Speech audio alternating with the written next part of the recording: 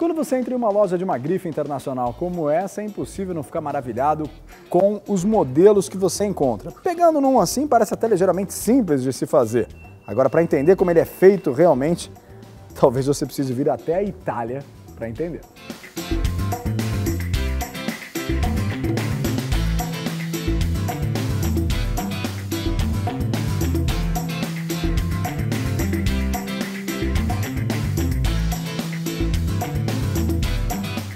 O processo começa aqui. A gente vai mostrar agora 3 tipos de tecido que a grife trabalha, desde o estado bruto até o estado final, antes, obviamente, de chegar à linha de produção. Aqui é a lã que vem da Austrália. Se você puder ver aqui, ó, você tem uma textura, olha, que ela é bem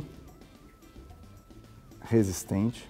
Aqui você já tem ela numa consistência bem diferente da que está lá. Aqui você já tem praticamente o tecido pronto, a lã pronta para entrar no processo de fabricação. Esse aqui já é de goat, como eles dizem aqui. Olha lá. E aí, lavado, ele fica também, ó, você começa a ver, quando eu falo que é o mesmo processo, é o mesmo, ó. E aquele pronto para ir para a linha.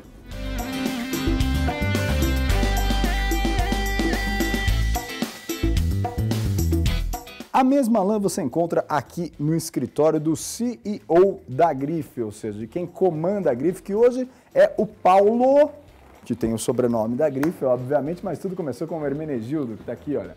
O avô dele começou em 1909 aproximadamente, é que começou todo esse império que se transformou uma das principais grifes de moda em todo o mundo. Ali está o pai do Hermenegildo, que foi o primeiro a criar, na verdade, a ideia, embora a grife tenha começado propriamente com o Hermenegildo, e onde eu me encontro agora é o escritório que pertenceu a ele.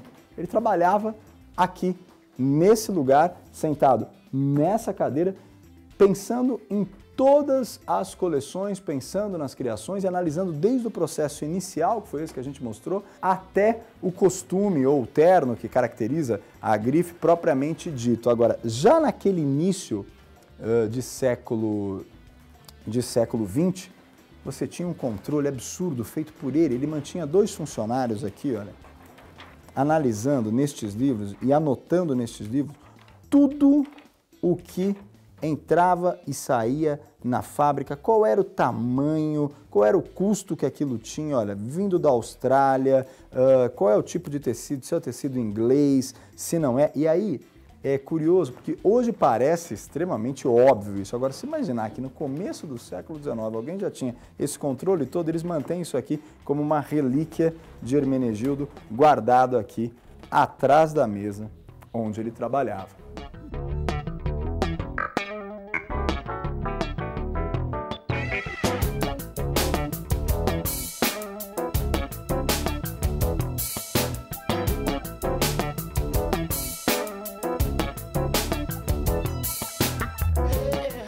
Já na linha de produção, a única coisa pela qual a lã passou e que a gente não tem como mostrar é o momento em que ela recebe a cor. Então, tá aqui na minha mão, ela já tingida, ela já com a cor, nesse caso a azul, e aqui uma quantidade significativa de lã pronta para andar por esses tubos e chegar à primeira grande máquina do processo de fabricação propriamente dito.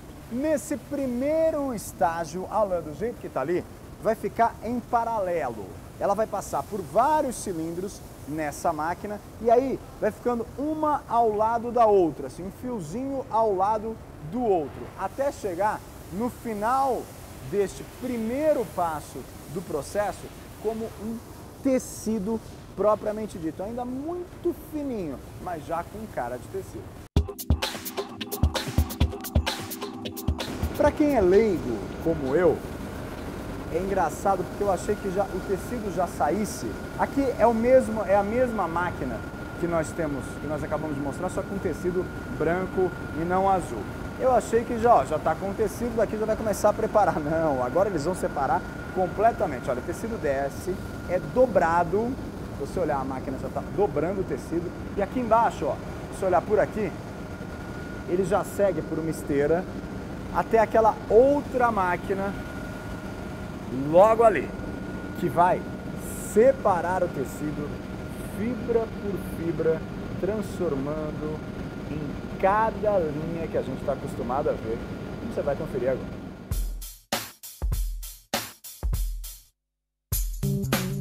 Toda essa lã que a gente está mostrando agora, ela é usada para overcoats, para sobretudos, para ternos de inverno, ou seja, uma lã mais pesada.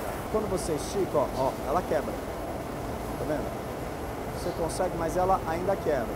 E principalmente por se tratar de uma lã de inverno, ela precisa ser bastante resistente. É o que essa máquina aqui agora faz. Se você olhar, olha, os fios estão saindo do grande rolo ali, ó, do grande carretel, e estão entrando nessas borrachas aqui, ó, esses cilindros de borracha que separam a fibra. Parece até um jatinho de areia, se você olhar bem, ó.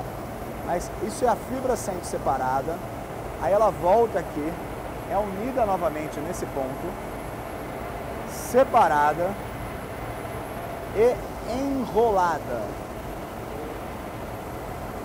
Todo esse processo termina com a lã desse jeito que está aqui na minha mão. Ó. Você já vê que já tem um aspecto bem de tecido de inverno.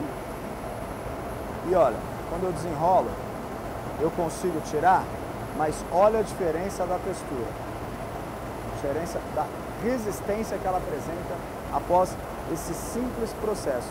Aqui, ó, você ainda consegue ver as fibras aparecendo, que é típico de uma lã, de um casaco mais grosso, de um terno, para uma estação mais fria.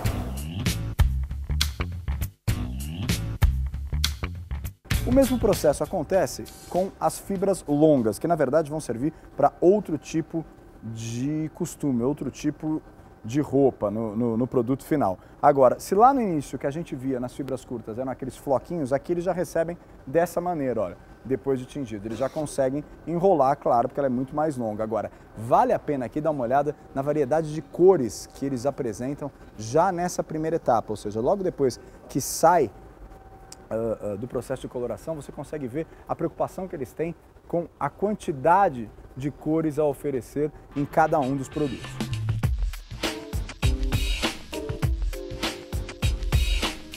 Mesmo em meio a fibras longas, podem ter algumas que não são tão longas assim. Então, aqui começa um processo de controle de qualidade nessa máquina, em que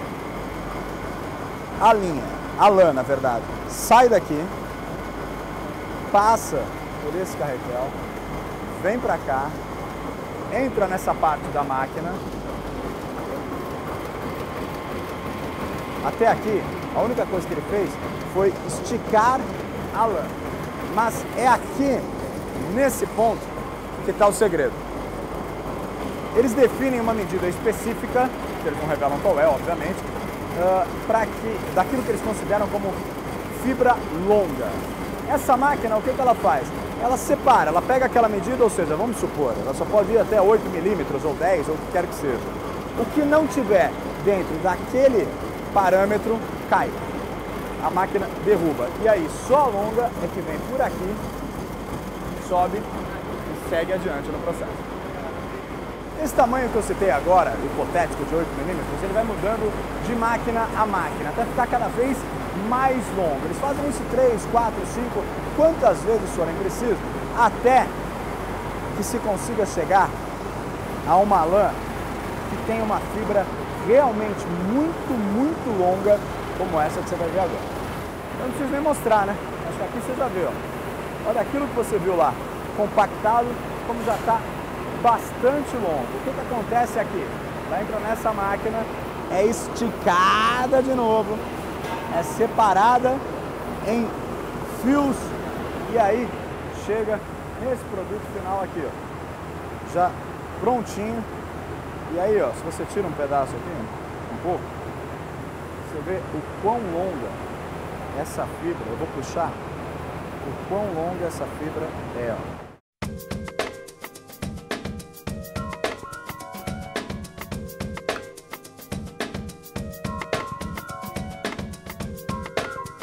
A gente não pode esquecer que está na Itália, a terra do vinho, e costuma-se dizer que a lã é um tecido vivo, assim como o vinho. E é guardada em caixas de madeira também, assim como acontece com a bebida. Essas caixas aqui, ó, que tem até a grife estampada aqui, ó, elas têm mais de 100 anos. E é para onde vêm as lãs. Para onde vêm as lãs quando estão prontas, olha lá. A gente acabou de mostrar esse carretel sendo feito. Ele está aqui, vai ficar aqui, não tanto quanto o vinho fica, né? Ele envelhece por um bom tempo, vinho. No caso da lã, ele fica aqui dentro mais ou menos por um mês até começar a coleção propriamente dita e ela poder ser trabalhada agora.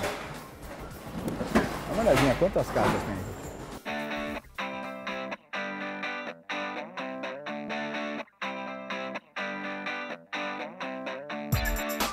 Da lã que saiu lá do carneiro até essa que chegou ao processo final, ela passou por inúmeras máquinas, ela passou por muita coisa, então ela fica não tão pura, ou seja, ela não fica tão macia, ela não fica tão boa quanto ela estava lá na matéria bruta. Então quando sai, esse aqui é um exemplo, olha, do cachemiro da Mongólia, que a gente viu lá em estado bruto.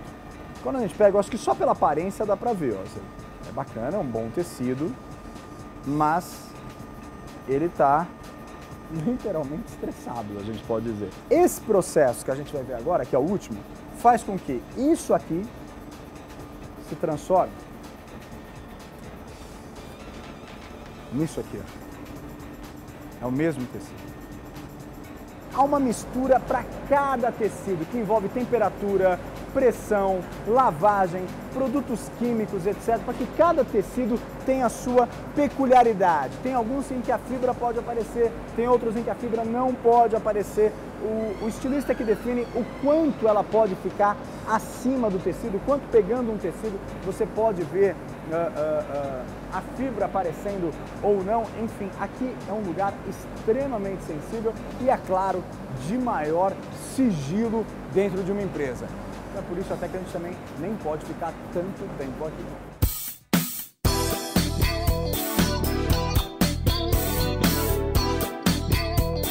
E aqui literalmente é o final de tudo, ou seja, quando o tecido já está totalmente aprovado, e quando eu falo aprovado, é porque ele passou por um controle de qualidade específico nesse departamento, ou seja, eles chegam nesse momento e falam, não, o tecido não está bom, tem que voltar para tal parte, tem que voltar, tem que fazer aquilo, tem que fazer isso, ou seja, por isso, esse setor é considerado o coração da empresa, ele fica mais ou menos 24 horas aqui nesse processo e aí sim ele está pronto para ser embalado e levado para as fábricas, enfim, para qualquer lugar do mundo onde possa se fazer um costume, onde possa ser utilizado o tecido depois de todo esse longo processo que a gente acompanhou agora.